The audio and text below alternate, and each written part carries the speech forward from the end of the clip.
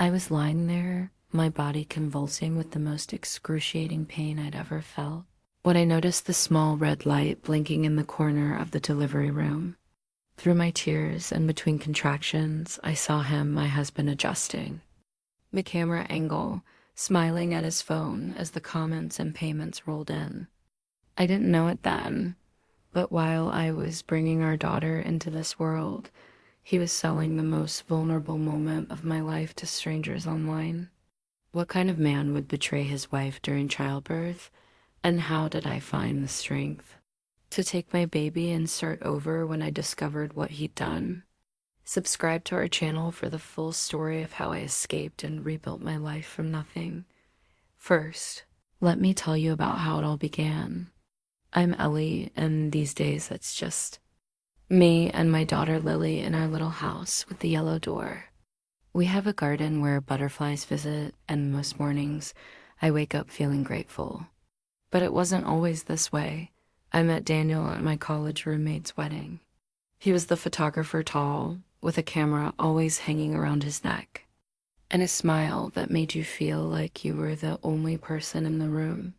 When he asked for my number, I gave it without hesitation. Our first date was at a cafe where he photographed me stirring my coffee. "You have a face the camera loves," he told me. I blushed, unused to being the center of attention. Daniel swept into my life like a summer storm, intense, exciting, and all-consuming. Within 3 months, we were inseparable. He documented everything: our hikes, our dinners, even our quiet moments reading on the couch. At the time, I thought it was romantic, his desire to capture our love story. "You're my muse," he'd whisper, positioning me in the sunset light. When he proposed 6 months later, he had a friend hide to photograph the moment. He posted it online immediately, and the likes and comments poured in. That should have been my first warning, my parents thought. We were rushing. "You barely know him," Mom said. But I was 24 and in love with the idea of being loved. "You'll see," I promised her. "He's perfect." Little did I know, we bought a small apartment together after the wedding. Daniel converted the spare bedroom into a studio where he edited wedding photos and worked on his influencer portfolio, as he called it. His dream was for us to become a power couple online, documenting our life together. The first few months were blissful. I'd come home from my job at the elementary school to find him cooking dinner, music playing. We'd eat on our tiny balcony, dreaming about the future. "One day, we'll have 1 million followers," he'd say. "We'll be able to quit our jobs and just create content." I nodded along, though teaching was more than just a paycheck to me. 6 months after our wedding, things began to shift. Daniel's photography business wasn't taking off like he'd hoped. Clients complained that he spent more time taking behind-the-scenes content for his social media than focusing on their events. "They don't understand my vision," he'd complain, scrolling through his phone. "Look at this couple in Los Angeles. They're making thousands per post." He started tracking our follower count obsessively. Our everyday moments became performances. If I didn't smile enough in his photos, he'd get irritated. "You're not even trying, Ellie." My friends noticed the change in me first. When I canceled plans for the 3rd time because Daniel wanted to create content, my friend Jess confronted me. "We never see you anymore. Is everything okay?" "We're just busy building something together," I said, repeating his words. Eventually, the invitation stopped coming. Then came the night I found the camera in our bedroom, hidden in a bookshelf. When confronted, Daniel cried, promised it was just for us, a way to spice things up. I believed him because I wanted to. Because admitting your husband is broadcasting your private life without consent means admitting you've made a terrible mistake. "I'm sorry," he whispered, holding me tight. I got carried away. "It won't happen again." I accepted his apology, not knowing there would be many more to come. I discovered I was pregnant on a rainy Tuesday morning. Daniel and I had been going through a rough patch, his business failing, credit card debt mounting. I sat on the bathroom floor staring at the two pink lines, equal parts terrified and hopeful that this might bring back the man I fell in love with. When I showed him the test, his reaction surprised me. Instead of fear or worry about our finances, his eyes lit up. "This changes everything," he said, already reaching for his phone. Pregnancy content gets massive engagement. Before I could process what was happening, he was photographing me holding the test, tears still wet on my cheeks. "Can we just keep this between us for a while?" I asked, at least until after the first trimester. He looked disappointed but agreed. That night, I found him researching how to monetize pregnancy journey while I fought morning sickness in the bathroom dot as weeks passed. My body changed, and so did Daniel's attitude toward me. He started planning elaborate pregnancy announcements and gender reveal scenarios, contacting brands for sponsorships.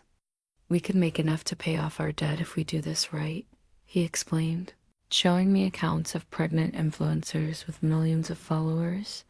When we told our families at 12 weeks, Daniel live-streamed their reactions without warning. My mother's uncomfortable smile haunts me still. "Was that necessary?" I asked later. "It's just sharing our joy," he said. "Don't you want to remember these moments?" But it wasn't about memories. It was about metrics dotted our 20-week scan. When we learned we were having a girl, Daniel insisted on filming in the exam room. The technician asked him to stop, citing hospital policy. He complied, but sulked the entire drive home. That video would have gotten thousands of views. He complained. That night, as I felt my daughter kick for the first time, I placed my hand over my belly and made her a silent promise. I would protect her, even if I hadn't protected myself. As my pregnancy progressed, Daniel grew increasingly distant. My changing body, once the centerpiece of his content, became something he viewed with thinly veiled disgust. "Could you wear something more flattering?" He'd ask when I put on my comfortable maternity clothes. The nursery became his new project. He spent hours creating the perfect aesthetic, not for our baby, but for the nursery reveal video he planned. When I suggested practical items like a changing table, he dismissed them as visually cluttered. Meanwhile, our financial situation worsened. Daniel had all but abandoned his wedding photography to focus on our brand, but the sponsorships he promised weren't materializing. I found past due notices hidden in his desk drawer. When I confronted him, he exploded. "You don't understand how algorithms work. We're investing in our future." I returned to teaching until 8 months, trying to save whatever I could. On my lunch breaks, I'd sit alone, scrolling through Daniel's accounts. That's when I discovered his separate profiles, ones where he wasn't posting the curated, wholesome content we created together. On these accounts, he had thousands more followers, mostly men, paying for more intimate content. I found photos of me sleeping, showering, changing clothes, all taken without my knowledge, all with comments too vile to repeat. My hands shook as I scrolled through the evidence of his betrayal. When I confronted him that evening, he turned it around on me. "You're being hormonal," he said dismissively. "Those accounts pay our rent while you're busy playing house." I wanted to leave that night, but where would I go? 8 months pregnant, with savings Daniel had access to and no family nearby.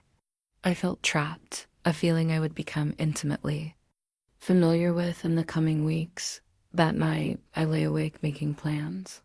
I'd wait until after the baby was born, I decided. I'd recover, gather evidence, and then find a way out for both of us. I didn't know then how quickly everything would unravel. 2 weeks before my due date, I woke to a sharp pain and wet sheets. My water had broken early. "Daniel," I gasped, shaking him awake. "It's happening." He bolted upright, but instead of helping me up, he grabbed his camera bag. "This is it," he said, eyes bright with excitement. "The moment we've been waiting for." Between contractions, I managed to pack a small hospital bag while Daniel set up ring lights and checked his battery packs. He live streamed our drive to the hospital, narrating my pain like a sports commentator while I gripped the door handle, trying to breathe through the contractions. "Make sure to get my good side," he joked as I doubled over in the hospital parking lot.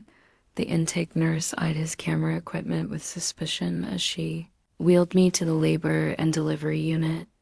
"Hospital policy restricts filming," she informed us. "I'm her birth partner," Daniel argued. "I have rights too." My contractions were coming faster now, each one stealing my breath and ability to intervene. I just wanted it to be over. They moved me into a delivery room where Dr. Patel examined me. "You're already 6 centimeters dilated," she said. "This baby is coming quickly." While a nurse hooked me up to monitors, Daniel was setting up a tripod in the corner of the room. "Sir, I need to ask you to put that away," Dr. Patel said firmly. "It's just for our memories," he lied smoothly. She looked at me, and I wanted to tell her the truth, but another contraction hit worse than before. I screamed, and in the chaos, Daniel's filming continued. As the hours passed and labor intensified, I noticed Daniel wasn't always by my side. During the brief moments between contractions, I'd see him huddled in the corner, whispering into his phone, his face illuminated by the screen. "Who are you talking to?" I managed to ask during one brief respite from pain. "Just updating our followers," he replied too quickly. "They're all rooting for you." But something in his expression didn't match his words. I saw excitement, yes, but not about our child. There was a calculation there, the same look he got when checking engagement metrics. The red light on his camera continued to blink, and I realized with growing horror that he wasn't just recording, he was streaming live. "Turn it off," I begged, during a particularly painful contraction. "Please, Daniel." "Just ignore it," he said, briefly squeezing my hand before returning to his phone. "This is going to change everything for us." I didn't understand what he meant then, but I would soon enough. Labor complications began around hour 6. My blood pressure dropped suddenly, causing alarms to blare. The medical team rushed in, moving with urgent efficiency. "We need to stabilize her," Dr. Patel ordered as a nurse placed an oxygen mask over my face. Through the haze of pain and fear, I saw Daniel not at my side, but adjusting his camera angle to capture the emergency. "Sir, you need to move," a nurse told him firmly. "We need access to that side of the bed." "Just 1 second," he replied, still fiddling with settings. "Now," she insisted, physically moving him aside. The next hours blurred together in a symphony of pain. I vomited from the intensity, cried, begged for it to stop. Through it all, Daniel maintained a strange detachment, present physically but emotionally elsewhere. When my phone buzzed on the side table, Daniel lunged for it before I could reach it. I caught a glimpse of the notification, "Payment received." "Who's paying you?" I asked between gasps. "Just a client," he said dismissively, pocketing my phone. "Focus on your breathing." Dr. Patel announced it was time to push. The room transformed again, staff positioning equipment, adjusting stirrups. Daniel moved to the foot of the bed, camera aimed between my legs. "Absolutely not," Dr. Patel stated, stepping between him and his shot. "Put that away now, or you'll be removed. It's a miracle of life," he argued. "My wife wants this documented." "No, I don't," I managed through gritted teeth. "Please, Daniel." Reluctantly, he moved to my side, but I noticed he angled the camera from his new position. Still recording, pushing was the hardest physical work I've ever done. With each push, I felt myself tearing, burning, breaking open.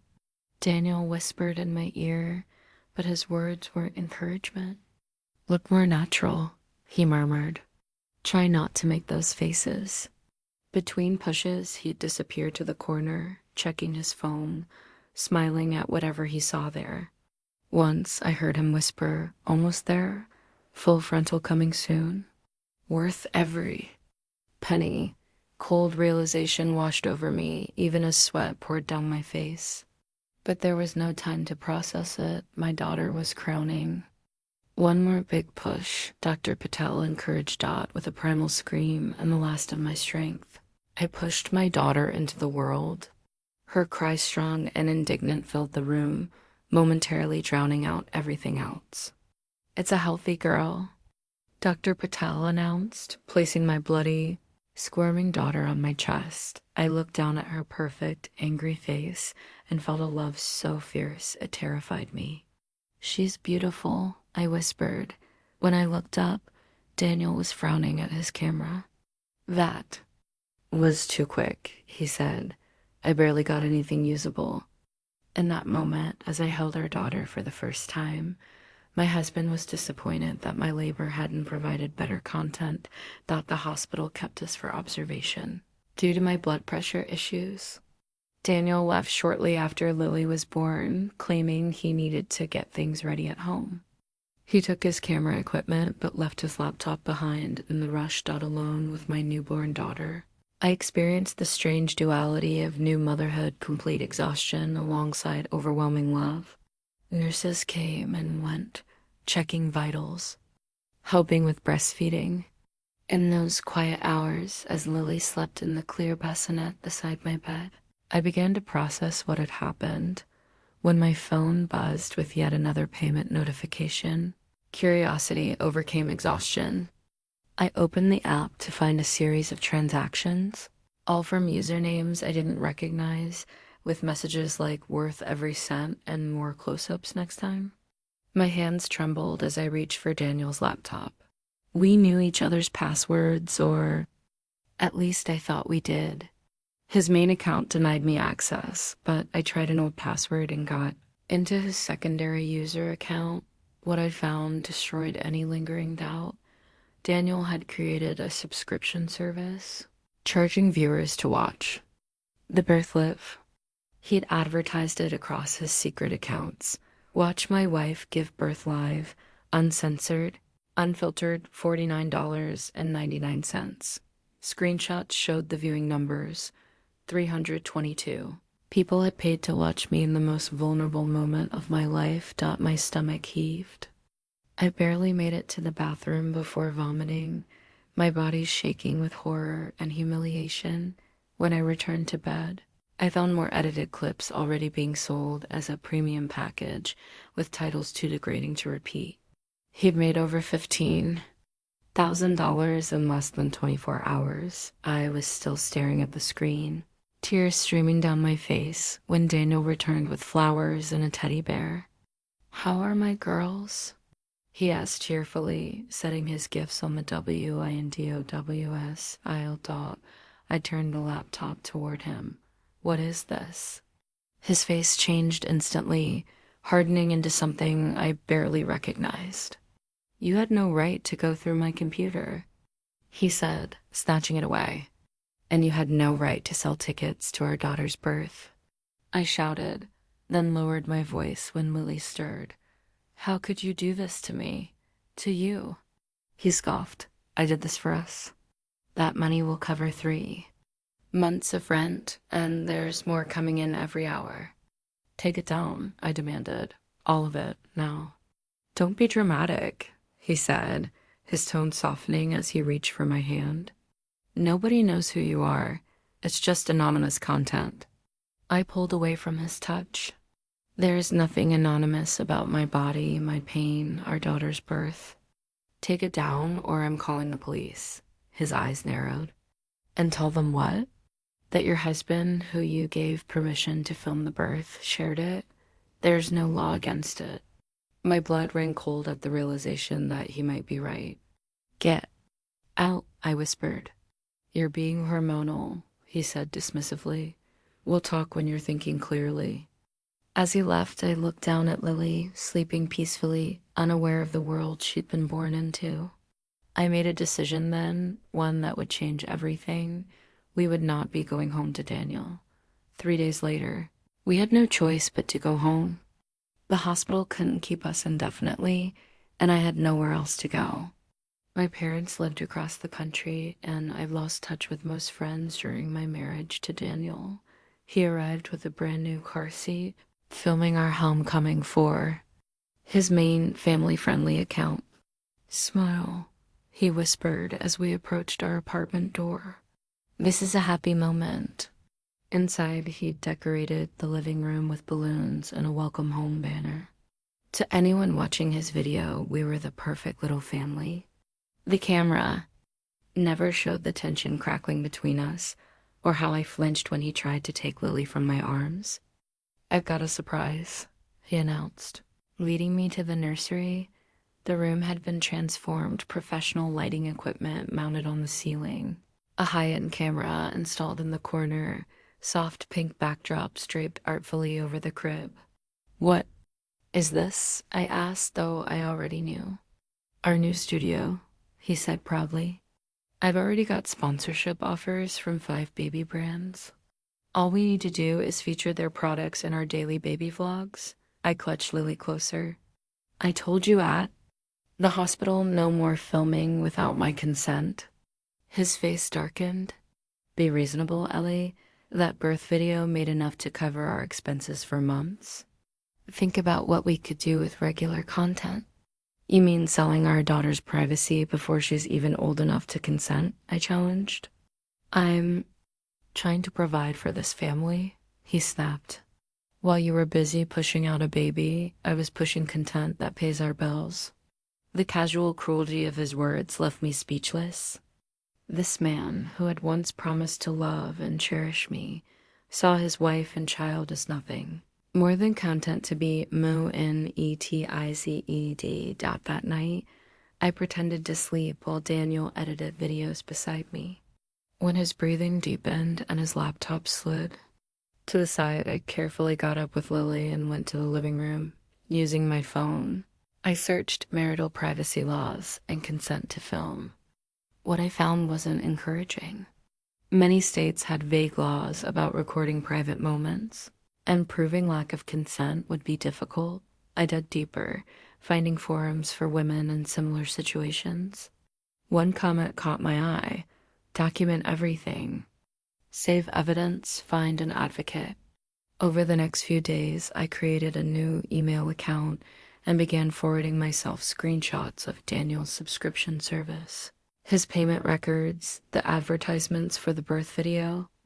I recorded him talking about his plans for baby content using a voice memo app when he was in the shower. I found his external hard drives and photographed the folder structures, the viewer numbers, the countless images of me taken without knowledge. All while caring for a newborn, healing from birth, and pretending everything was normal.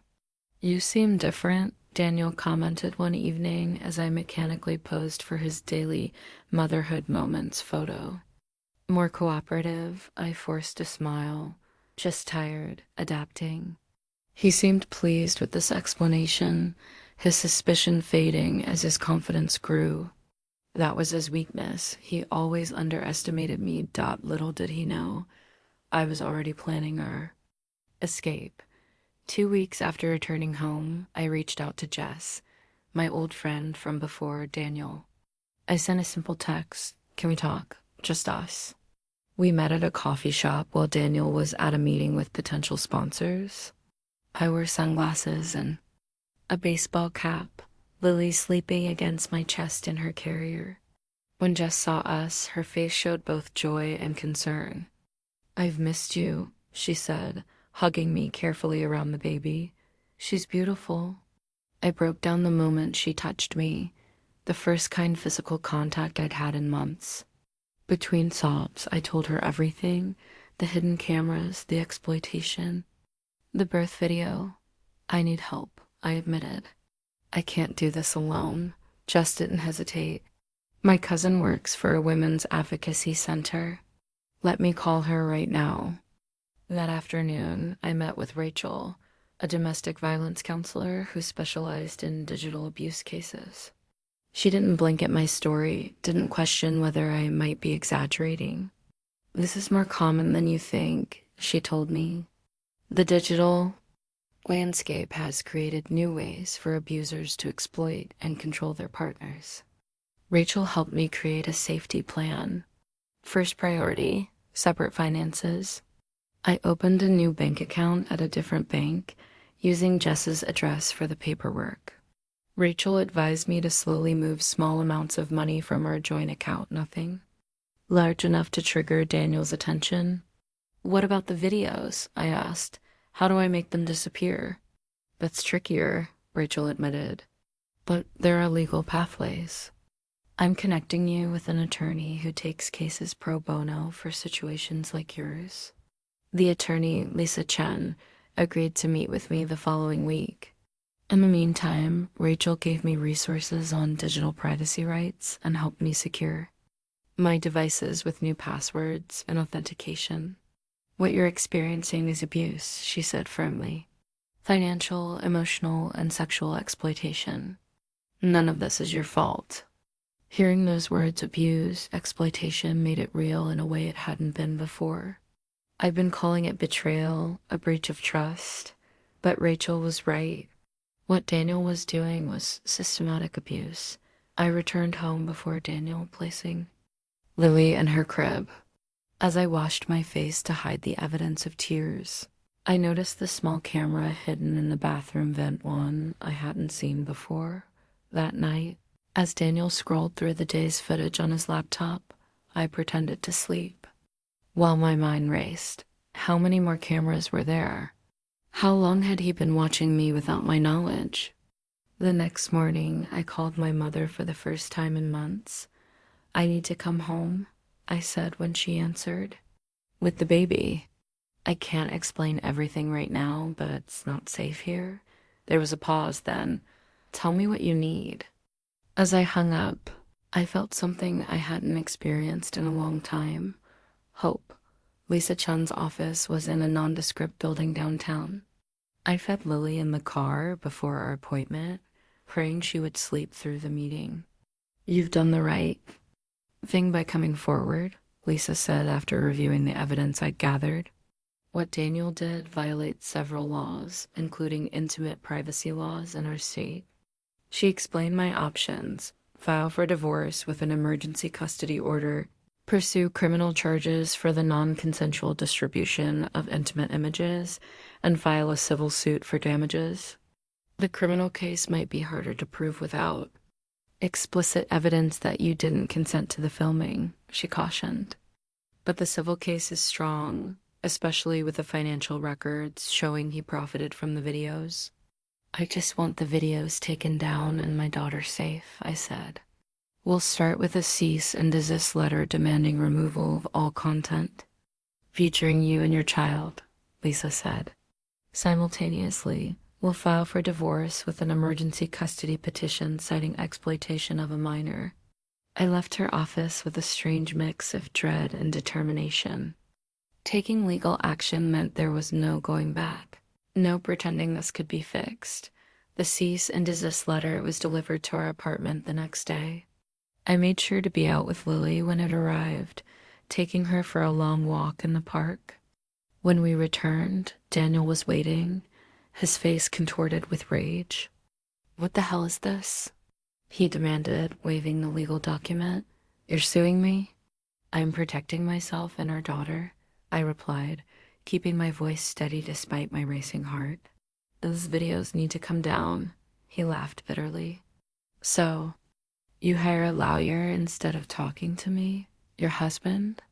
"I tried talking to you. You called me hormonal and dramatic." His expression shifted, softening into the charming smile that had once made me fall in love with him. "Baby, we can work this out. I'll take down whatever you want. Just call off the lawyers." For a moment, I almost believed him. Then I remembered the nursery studio, the secret accounts, the bathroom camera. "It's too late," I said quietly. "I've filed for divorce." His mask dropped instantly. "You'll regret this," he snarled. No judge will give custody to an unstable mother who abandoned her marriage at the first sign of trouble. The first sign of trouble was you selling tickets to our daughter's birth. I countered.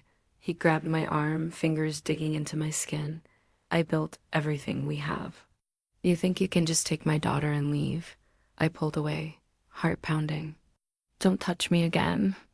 That night, I slept with Lily's bassinet barricaded in the guest room, a chair propped under the doorknob.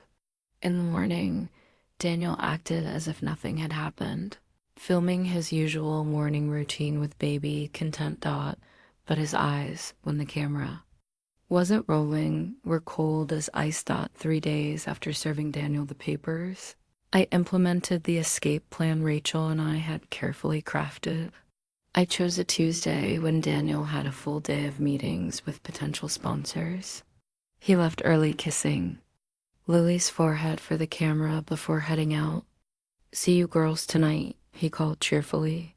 "We're celebrating big news coming." The moment his car pulled away, I sprang into action. Jess arrived to help, bringing her brother's SUV with tinted windows. We loaded only what we absolutely needed: Lily's essentials, my documents, and the external hard drive containing my evidence. "Are you sure about this?" Jess asked as I took one last look around the apartment. I nodded, Lily strapped against my chest. "There's no other way." We drove to a women's shelter in a neighboring county, one Rachel had arranged for us. The intake coordinator, a gentle-voiced woman named Tanya, showed us to a small but clean room with a crib already set up. "You're safe here," she assured me. "Our address isn't public, and we have security protocols." That first night in the shelter, I lay awake listening to Lily's soft breathing, jumping at every sound in the hallway. My phone, a new prepaid one that Daniel couldn't track, buzzed with messages from him, growing increasingly frantic, then angry. "Where are you? Answer me or I'm calling the police. You've kidnapped my daughter." I didn't respond, following Lisa's instructions to maintain no contact except through legal channels. By morning, Daniel had posted on all his social accounts, painting himself as the victim of an unstable wife who had fled with his child. His followers sent messages of support, condemning me without knowing the truth. The shelter became our sanctuary. During the day, I attended support groups with other women, many fleeing situations eerily similar to mine. At night, I rocked Lily to sleep, whispering promises that we would build a better life. 2 weeks into our stay, Lisa called with news. The judge granted the temporary restraining order and emergency custody, she said, but Daniel's contesting everything. "He's hired Martin Green." My stomach dropped. Green was a notorious divorce attorney known for his aggressive tactics. "What does that mean for us?" I asked. "It means we need to prepare for a fight. His team will try to paint you as unstable, vindictive, a mother who deprived a father of his child." "What about the videos, the exploitation?" "They're claiming you consented to everything, that it was your joint business venture. He's produced release forms with your signature." "Those must be forged," I protested. "I never signed anything." "I believe you," Lisa assured me, "but we'll need to prove it. In the meantime, stay where you are. The shelter address is confidential, and the restraining order prevents him from approaching you." After we hung up, I sat in the shelter's community garden, watching as Lily explored a patch of sunlight on the blanket beside me. A butterfly landed near her, and she gurgled with delight, her tiny hand reaching toward it. In that moment, I knew with absolute certainty that I would do whatever it took to keep her safe, to give her a life free from exploitation and fear, even if it meant starting over with nothing. Daniel unleashed a full-scale digital war against me. His once private exploitation of our lives became a public smear campaign. He crafted a narrative of a loving father whose mentally unstable wife had abducted his child, posting old photos of us with captions that twisted our history. Missing my girls today. If anyone has seen Ellie or Lily, please contact me. Hashtag bring Lily home. Followers, numbering in the thousands now due to the controversy, became his army. They analyzed every photo he'd ever posted of me, diagnosing me with various mental illnesses, claiming they could see the instability in my eyes. Meanwhile, in the safety of the shelter, I worked with a digital rights organization to have the birth video and other intimate content removed from platforms. It was a draining process. For every video we successfully took down, it seemed to appear on 3 new sites. The internet never forgets, explained May, the tech specialist helping me, but we can make it harder to find. That's the goal right now. One evening, while scrolling through Daniel's latest posts, I found something that made my blood run cold. He'd created a fundraiser for his legal battle to reunite with Lily. Complete with professionally shot photos of the empty nursery. It had raised over $30,000 in 3 days. He's monetizing this too, I told Lisa during our next meeting, making money off the custody battle. She nodded grimly. Unfortunately, that's not illegal. But it does speak to his character, which we can use in court. The first court date arrived 6 weeks after our escape. I left Lily with Jess, not wanting to bring her anywhere Daniel might be. As I walked up the courthouse steps, I spotted him surrounded by supporters wearing Bring Lily Home t-shirts, a photographer documenting. His solemn assent. Inside, away from the cameras, reality prevailed. The judge reviewed our evidence, including forensic analysis, proving the consent forms were forged, and extended the restraining order and temporary custody arrangement. Mr. Reynolds, Judge Winters said sternly, the court takes a dim view of the exploitation of minors for financial gain. Your continued public discussion of this case may impact future custody decisions. It was a small victory, but an important one. Outside, Daniel played to his audience, promising to never stop fighting for his daughter. I slipped out a side entrance, heart racing but resolve strengthened. That night, a notification appeared on my new email, the one only a handful of people knew. The subject line, I know what he did to you too. The message was from a woman named Vanessa, Daniel's ex-girlfriend from college. She'd recognized me from his posts and had her own story of hidden cameras and non-consensual sharing. I never had proof like you do, she wrote. I'm willing to testify if it helps. She wasn't the only one. Over the next week, 3 more women contacted me with similar stories spanning the decade before I met Daniel. None had gone public or pressed charges, fearing exactly the kind of campaign he was now waging against me. This changes everything, Lisa said when I forwarded the emails. A pattern of behavior is much stronger than an isolated incident. For the first time since discovering the birth video, I felt something beyond fear and determination. I felt vindication. I wasn't crazy. I wasn't alone. And I wasn't going to let him win. After 3 months in the shelter, Lily and I moved to a small apartment in a neighboring town, our address protected through a state confidentiality program. My mother had wired money for the security deposit, a silent apology for not seeing Daniel's true nature sooner. I found work at a local preschool that offered discounted childcare for employees. The director, Marlene, had hired me despite the gap in my employment history and my vague explanation about leaving an abusive marriage. Everyone deserves a fresh start, she said simply. Our new life developed a rhythm. Mornings began with Lily's babbling, her personality emerging more each day. We'd walk to the preschool together where she'd play in the infant room while I taught 3-year-olds. Afternoons were spent in our tiny backyard garden or at the neighborhood park. Small joys returned to my life, Lily's first tooth, friendships with coworkers who knew nothing of my past, the simple pleasure of choosing what to wear without considering how it would look on camera. The legal battles continued in the background. Daniel's initial fury had evolved into calculated strategy. He'd removed the most explicit content featuring me, but maintained his narrative of being the wronged father. His attorney filed motion after motion, dragging out proceedings while Daniel's social media presence and revenue grew. "He's betting you'll run out of resources," Lisa explained during one of our calls. "It's a common tactic." What he didn't know was that Vanessa and the other women had connected with each other, forming an unexpected support network. Together, they documented Daniel's pattern of exploitation, gathering evidence that stretched back nearly a decade. Months after leaving Daniel, I received a letter from the district attorney's office. They were opening an investigation into Daniel for non-consensual pornography distribution across state lines, a federal offense. The other women's testimonies had been the tipping point.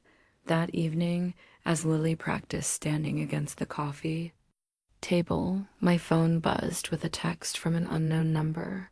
"He knows where you are. Be careful." My hands shook as I called Lisa, who immediately contacted the police. They agreed to increase patrols near our apartment, but couldn't offer much more without evidence of an immediate threat. That night, I pushed the dresser against the door and lay awake listening for unfamiliar sounds. By morning, I'd made a decision. We wouldn't live in fear. I installed security cameras, added extra locks, and took a self-defense class during my lunch breaks. Neighbors became allies in our informal security network. The retired couple upstairs, the nursing student next door, the dog walker who passed by twice daily. "If we see anyone suspicious, we'll call you immediately," Mrs. Abernathy from upstairs promised. Meanwhile, Lily thrived, oblivious to the tension surrounding her. She took her first steps across our living room floor, chasing a sunbeam. Her laughter, uninhibited and joyful, became my anchor. "We're going to be okay," I whispered to her each night. "We already are." For the first time since I'd met Daniel, I was building a life on my own terms, small and imperfect, but genuinely mine. The final custody hearing was scheduled exactly 1 year after I'd left Daniel. In the weeks leading up to it, I barely slept. Rehearsing testimony with Lisa, organizing evidence, preparing for every scenario. "Remember," Lisa coached, "stay calm no matter what his attorney says. Focus on the facts, not emotions." Daniel's strategy had shifted once the criminal investigation began. His social media posts about Lily stopped abruptly, replaced by vague reflections on personal growth and life lessons. He had hired a crisis management team to rehabilitate his image, portraying himself as a misunderstood creative who'd made mistakes. The courthouse was quiet when we arrived at 7:30 a.m., hours before the scheduled hearing. Lisa had arranged for us to enter through a private entrance to avoid any confrontation or cameras. Jess had taken the day off work to stay with Lily, sending me a photo of them making pancakes as I settled into the conference room. For courage, the message read, showing Lily's syrup-covered smile. When Daniel entered the courtroom with his attorney, he looked different and carefully cultivated. Appearance of maturity with a conservative haircut and subdued clothing. Our eyes met briefly before I looked away, my heart racing despite my preparation. Judge Winters, who had overseen the case from the beginning, reviewed the extensive documentation before calling the hearing to order.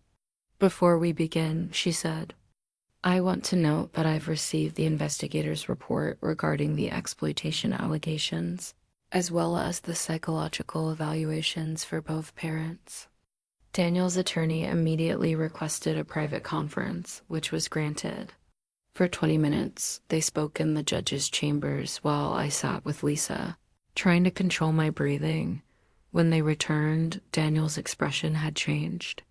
The confidence was gone, replaced by something I recognized from our marriage, the look he got when his plans unraveled.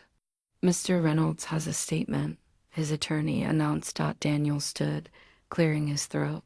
I've decided not to contest full physical custody. I'm requesting monthly supervised visitation and shared legal decision-making for educational and medical matters. A stunned silence filled the courtroom.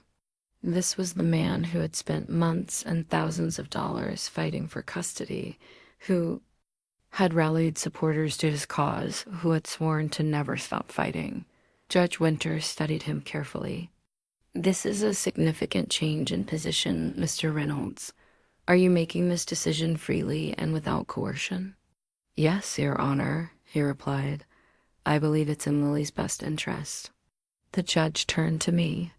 Ms. Reynolds, do you agree to these terms? Lisa and I had discussed various compromises, but never expected this level of concession.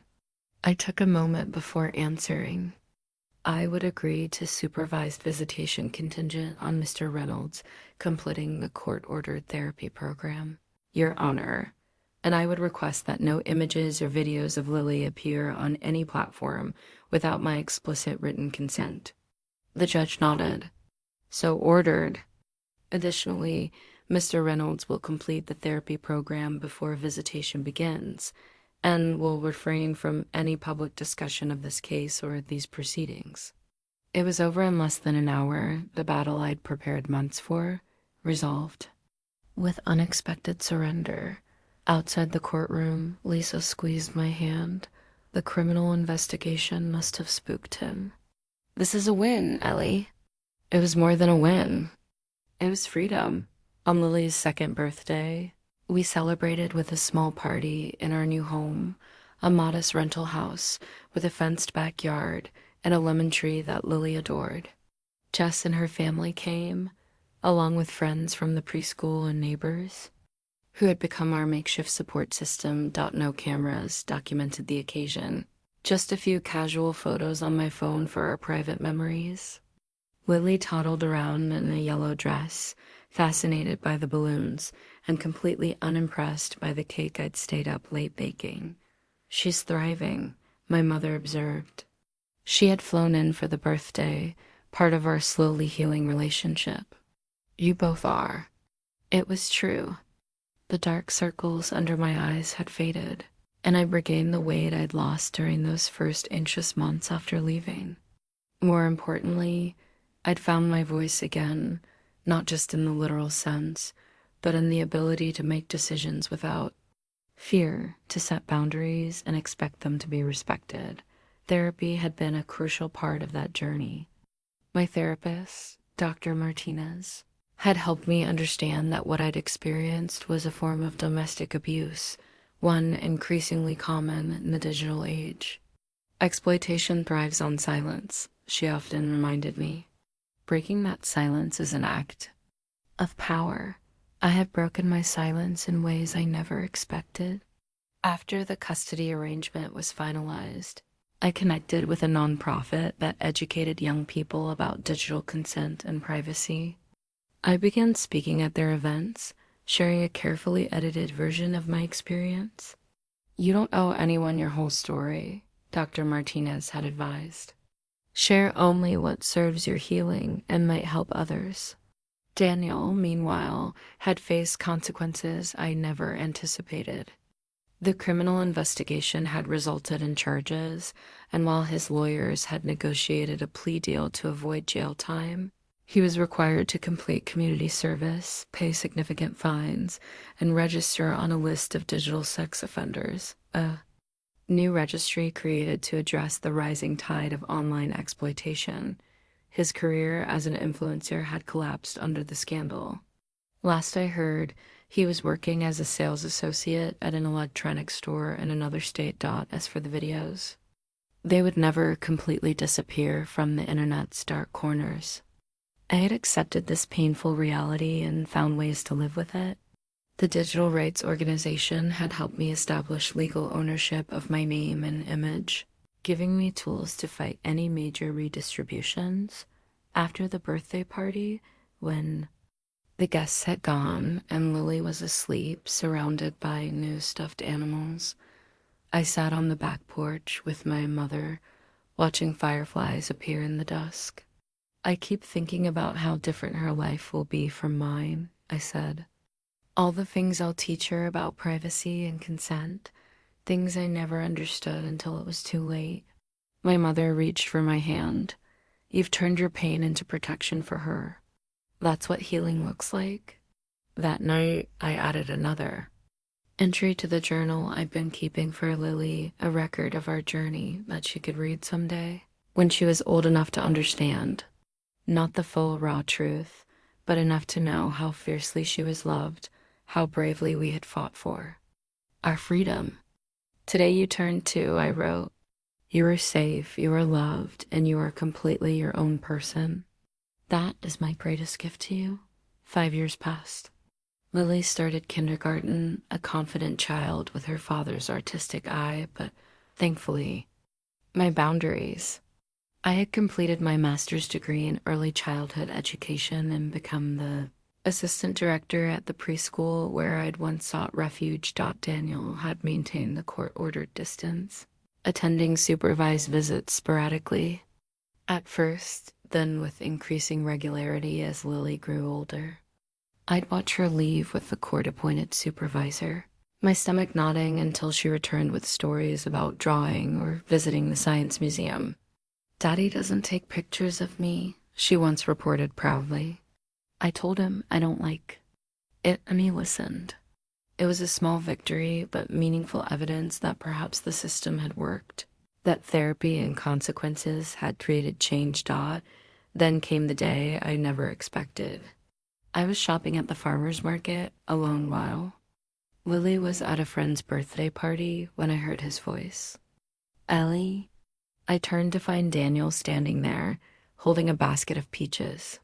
He looked older, softer somehow, without the carefully cultivated image he'd once maintained. I thought that was you, he said. How are you? The question was so ordinary, so incongruous with our history that I almost laughed. Instead, I answered simply, I'm well. An awkward silence stretched between us, filled with unspoken history. Lily's doing great, I offered finally. She's reading above grade level. I know, he said. She's incredible. You've done an amazing job with her. The compliment, free of manipulation or agenda, caught me off guard. I'm in town for a job interview, he continued, teaching photography at the community college. That single quote's good, I managed, unsure how to navigate this unexpected civility. He hesitated, then spoke with unexpected sincerity. I've wanted to say this for years, but the lawyers advised against any unmonitored contact. I'm sorry, Ellie, truly. Sorry for everything I did to you. The apology I'd once desperately wanted now felt almost irrelevant. I'd built a life that didn't revolve around his actions or remorse. Thank you for saying that, I replied finally. I hope you're getting the help you need. 4 years of therapy, he said with a self-deprecating smile. It's been educational. Another silence fell, less tense than before. I should go, I said, gesturing to my half-filled shopping bag. Good luck with the interview. He nodded. Tell Lily I'm looking forward to our visit next weekend. As I walked away, I realized my hands weren't shaking, my heart wasn't racing. The man who had once held such power over me now seemed smaller somehow, less mythic. Just a person who had caused harm and was perhaps trying to do better. That evening, as Lily chattered about the birthday party, I considered whether to mention the encounter. I decided against it. Some boundaries were still necessary, some separations still healthy. Later, in the quiet of my bedroom, I opened my journal and wrote about the market, the peaches, the ordinary exchange that would have seemed impossible years before. Today, I wrote, I realized that healing isn't just about escaping the past. Sometimes it's about facing it and finding it has lost its power over you. Lily turned 8 today. She's at that magical age where she's equal parts little girl and emerging person, still wanting bedtime stories, but developing opinions. about everything from climate change to which classmates are actually nice versus just pretending. We celebrated with a science-themed party at the local museum, where she and her friends conducted experiments and made slime that will probably linger in my carpet for years. No social media documented the event, no strangers watched our private. Joy. Just friends and family present in the moment. Daniel attended the party part of our evolving custody arrangement that now includes unsupervised visits and special occasions. He brought a professional camera but asked permission before taking any photos and showed Lily how to use it herself. She spent an hour photographing rock specimens in the museum's collection, delighted by the details revealed through the lens. Watching them together, I felt the complicated peace I've made with our situation. He will always be her father. His DNA lives in her artistic eye, her quick smile, the dimple in her left cheek. But she is entirely her own person, with boundaries he respects, and a mother who made sure she would never be content. My advocacy work has expanded over the years. What began as occasional speaking engagements has grown into a foundation that supports victims of digital exploitation and lobbies for stronger privacy laws. Last month, I testified before a state legislative committee, helping pass a bill that criminalizes the non-consensual sharing of intimate images and creates pathways for victims to reclaim control of their digital footprints. The videos of Lily's birth still exist in dark corners of the internet, a fact I've had to accept, but they no longer define me. When Lily is older, if she ever discovers them, we will have the tools to face that reality together. I've prepared for that conversation. Though I hope we never need to have it, the hardest question she's asked so far came last year. Why did you and Daddy stop loving each other? I answered as honestly as age-appropriate boundaries allowed. Sometimes people who love each other discover they can't be healthy together. Your dad and I are better parents to you apart than we were together. She accepted this with the straightforward logic of childhood, more concerned about whether she could have ice cream than the complexities of her parents' past. My own mother, now a regular presence in our lives, marvels at Lily's resilience. Children adapt, she observes, especially when they feel secure.